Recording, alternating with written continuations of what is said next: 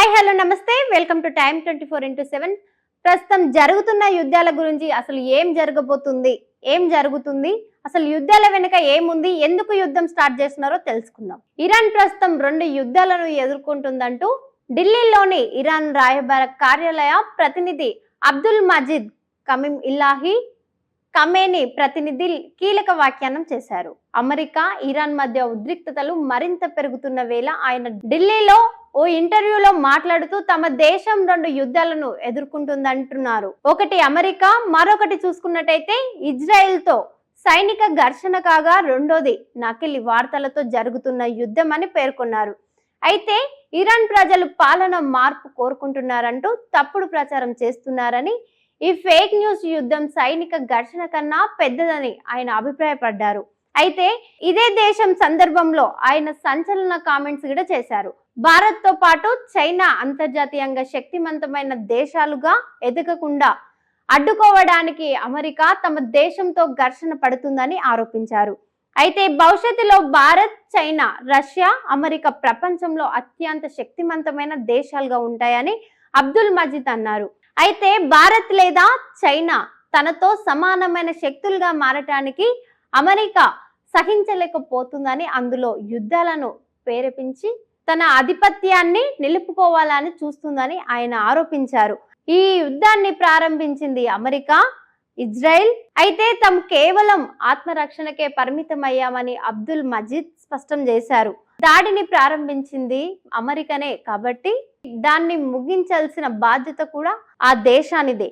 వారు దాడులు ఆపితే మేము కూడా ఆపుతాం అని ఆయన తెలిపారు. ఇరాన్ పై తమ చేపట్టిన భీకర సైనిక చర్య విజయవంతమైందని, దాని సైనిక సామర్థ్యాన్ని తీవ్రంగా దెబ్బతీశామని అమెరికా ప్రకటించింది. ఆపరేషన్ ఎపిక్ ఫ్యూరీ పేరుతో గత వారాంతంలో ప్రారంభించిన ఈ దాడిలో 2000కు పైగా లక్ష్యాలను ధ్వంసం చేశామని వైట్ హౌస్ వెల్లడించింది. అధ్యక్షుడు డొనాల్డ్ ట్రంప్ తీసుకున్న ఈ నిర్ణయాన్ని సమర్థిస్తూ ఇరాన్ నుంచి ఎదురవుతున్న ముప్పును తొలగించడమే తమ లక్ష్యమని స్పష్టం చేసింది. వైట్ హౌస్ లో ప్రెస్ సెక్రటరీ కరోలిన్ లివిట్ మాట్లాడుతూ అధ్యక్షుడు ట్రంప్ నాయకత్వంలో ఇరాన్ ని ఉగ్రవాద పాలనను పూర్తిగా అణిచివేస్తున్నామని తెలిపారు.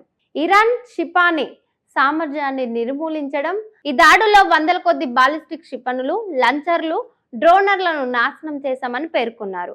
ఇప్పటి వరకు ఆపరేషన్ ఎపిక్స్ పూర్వి గొప్ప విజయం సాధించిందని అమెరికా అన్నారు. ఈ సైనిక చర్యలో ఇరాన్ నౌకాదళానికి భారీ నష్టం వాటిల్లినట్లు లివిట్ తెలిపారు. 2వ ప్రపంచ యుద్ధం తర్వాత మొదటిసారిగా టార్పెడోను ఉపయోగించింది. ఇరాన్ కు చెందిన అత్యంత కీలకమైన సబ్మెరైన్ తో సహా 20కి పైగా నౌకలను ధ్వంసం చేశాం.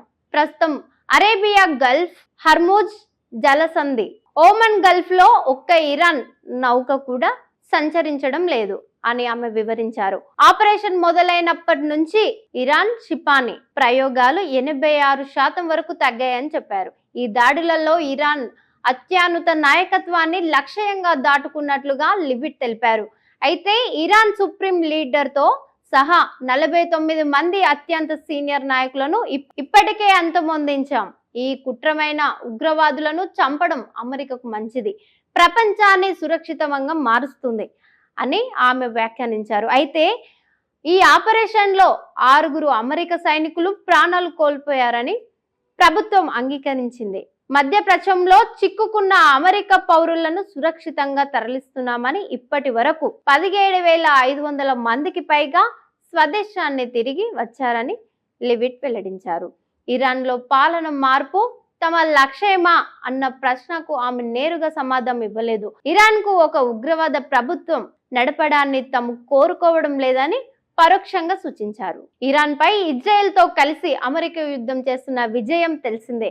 ఈ క్రమంలో శ్రీలంక తీరానికి సమీపంలో ఇరాన్ కి చెందిన IRIS దేనా అనే యుద్ధ నౌకను అమెరికా జలంతర్గమి టార్గెట్ తో దాడి చేసి ముంచివేసింది. ఈ ఘటనలో 87 మంది ఇరాన్ నావిక సిబ్బంది మరణించగా మరో 32 మంది చూసుకున్నట్టయితే రక్షించారు. ఈ దాడికి తమే బాధ్యతమని అమెరికా రక్షణ శాఖ ప్రకటించడమే కాకుండా ఇందుకు సంబంధించిన వీడియోను కూడా సోషల్ మీడియా ద్వారా విడుదల చేసింది. ఇరాన్ నౌక నుంచి అందించిన అత్యవసర సమాచారంలో శ్రీలంక నౌకాదళం రంగంలోకి దిగింది. గాలింపు చర్యలు చేపట్టగా ఘటన స్థలంలో నౌక పూర్తి ముగించిపోయిందని, కేవలం ఆయిల్ మరకలు, లైఫ్ జాకెట్లు మాత్రమే కనిపించాయని శ్రీలంక నౌకాదళం వెల్లడించింది. నీటిలో తేలియాడుతున్న సిబ్బందిని గుర్తించి 32 మందిని రక్షించామని, 87 మృతదేహాలను వెలికి తీశామని తెలిపింది. రక్షించిన వారిని ఆసుపత్రికి తరలించామని, వాటిలో కొంతమందికి అత్యవసర చికిత్స అవసరం అవుతుందని వెల్లడించింది. కాగా ప్రమాద సమయంలో నౌకలో మొత్తం 180 మంది సిబ్బంది ఉన్నట్లు సమాచారం అందించింది. షేర్ చేయండి, లైక్ చేయండి, సబ్స్క్రైబ్ చేయండి. మరిన్ని వీడియోల కోసం బెల్ సింబల్ పై క్లిక్ చేయండి.